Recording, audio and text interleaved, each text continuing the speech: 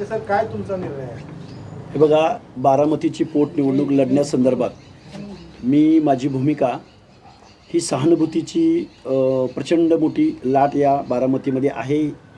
ही वस्तुस्थिती असतानासुद्धा आम्ही काही प्रश्नांवरती लक्ष वेधून घेण्यासाठी, कारण मी कुठल्या पक्षाचा सदस्य नाही आहे किंवा राजकीय मुवमेंट माझी अजून नाही आहे किंवा माझी तशी मूळ नाही आहे, तरीही मी या पोटनिवडणुकीमध्ये मी जो एक ओबीसी आंदोलक आहे, मी नेहमी भटक्या विमुक्त जाती जमातींच्या संदर्भात, ओबीसींच्या संदर्भात नेहमी आवाज उठवणारा म्हणून मला एक तशी स्पेस मिळालेली आहे.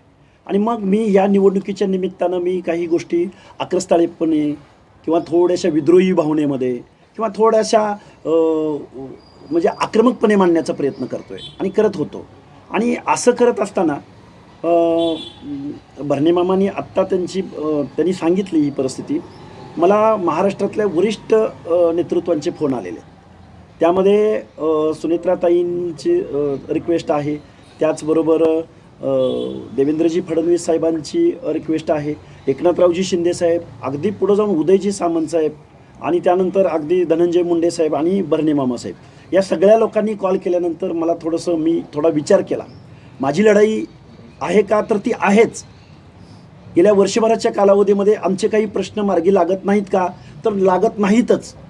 हे सगळं जरी मान्य असलं आणि ही आमची भूमिका, आमच्या चळवळीची भूमिका आम्ही इथून पुढं कंटिन्यू करणार आहोत का? तर करणार आहोतच. स्वर्गीय दादांच्या बाबतीमध्ये सुद्धा दादांकडे मी प्रचंड दादांना डोळ्यासमोर ठेवून मी काही प्रश्नावरती आक्रमकपणे भूमिका मांडत होतो. पण ती भूमिका मांडत असताना एक मासला डोळ्यासमोर ठेवून, पब्लिक किंवा क्लासला डोळ्यासमोर ठेवून ही भूमिका मांडण्याचा माझा प्रयत्न होता. आणि काय होतं, संघर्ष करत असताना कार्यकर्त्याला खूप आक्रमक पद्धतीने मांडणी केली जाते आणि परत त्याला थोडंसं ट्रोल पण केलं जातं.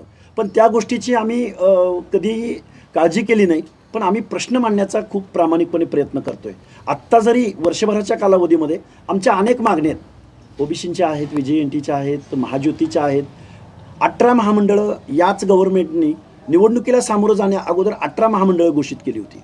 पण त्या महामंडळांना अजूनही अध्यक्ष भेटलेला नाही, अजूनही कार्यालय भेटलेलं नाही. कालचं बजेटरी सेशन झालं. या बजेटरी सेशनमध्ये अर्ध्याहून जास्त लोकसंख्येला 0.5% 0.56% बजेटरी तरतूद झाली त्यांच्या सामाजिक न्याय हक्काच्या योजनांसाठी. मला काही गोष्टी आम्हाला जाणवल्या. या गोष्टी डोळ्यासमोर ठेवून आम्ही आक्रमकपणे भूमिका मांडत आलो आहे. पण ह्या सगळ्या गोष्टी जरी असल्या तरी ह्या वरिष्ठ मंडळींनी मला कॉल तर केलेच होते. पण सुनेत्राताईंचा ज्यावेळी मला फोन आला त्यावेळी मी ठरवलं, नाही, एवढी सगळी लोकं जर आपल्याला कॉल करत असतील तर आपण या गोष्टीचा विचार केला पाहिजे.